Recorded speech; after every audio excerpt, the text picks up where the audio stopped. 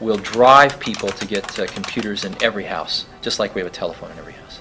As business conditions change faster and faster with each year, we cannot change our management, but we can change an electronic organization like that. It's very easy to take credit for the thinking. The doing is more concrete, but it's very easy for somebody to say, oh, I thought of this 3 years ago.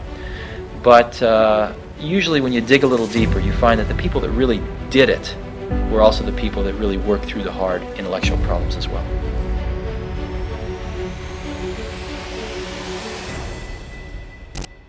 Our recipes on these things or something like we thought in 1975. Being a part of that network and not being able to stay away from it while you're at home will drive people to get computers in every house, just like we have a telephone in every house.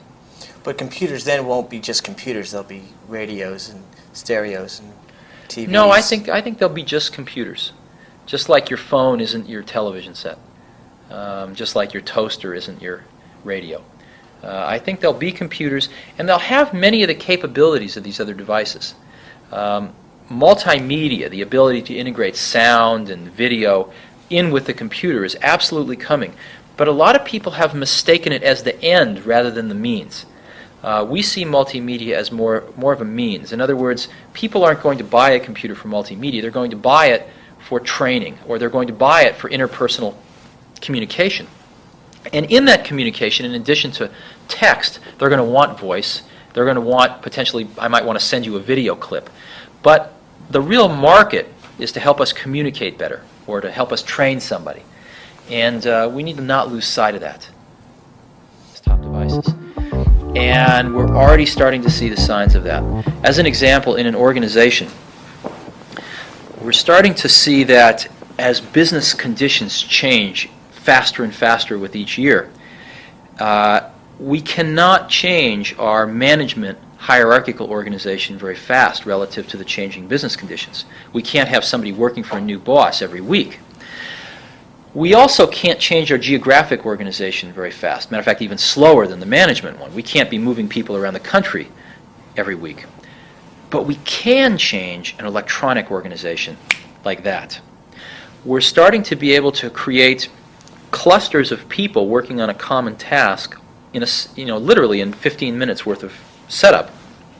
And these 15 people can work together extremely efficiently no matter where they are geographically and no matter who they work for hierarchically. And these organizations can live for as long as they're needed and then vanish.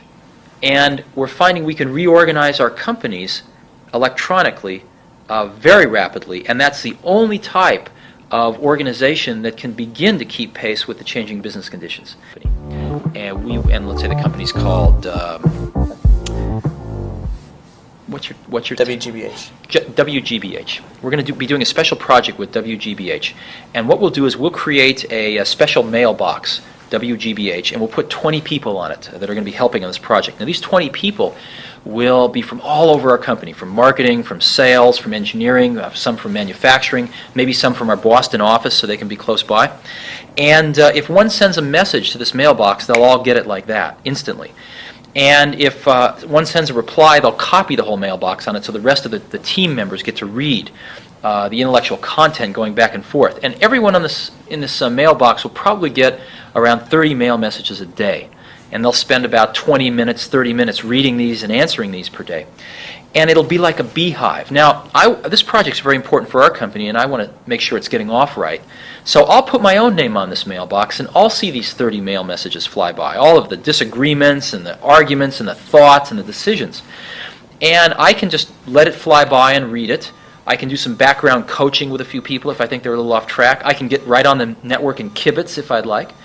And after a month or so, when I know that it's going well, I can take my name off.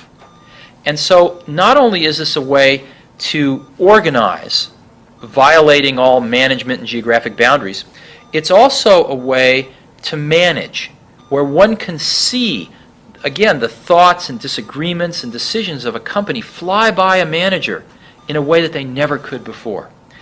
And we have seen it reduce the number of meetings we have at least by 50%.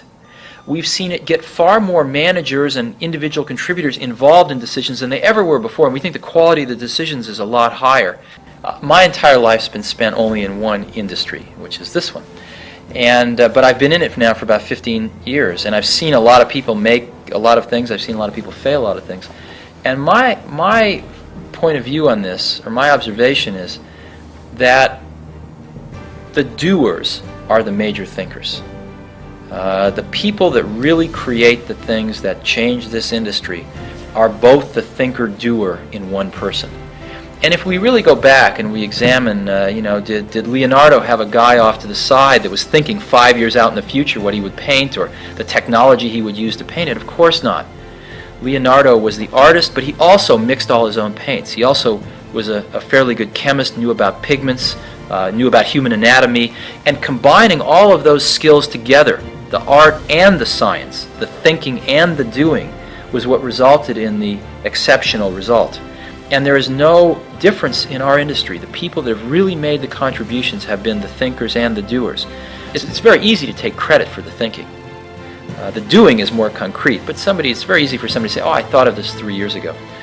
But usually when you dig a little deeper, you find that the people that really did it were also the people that really worked through the hard intellectual problems as well.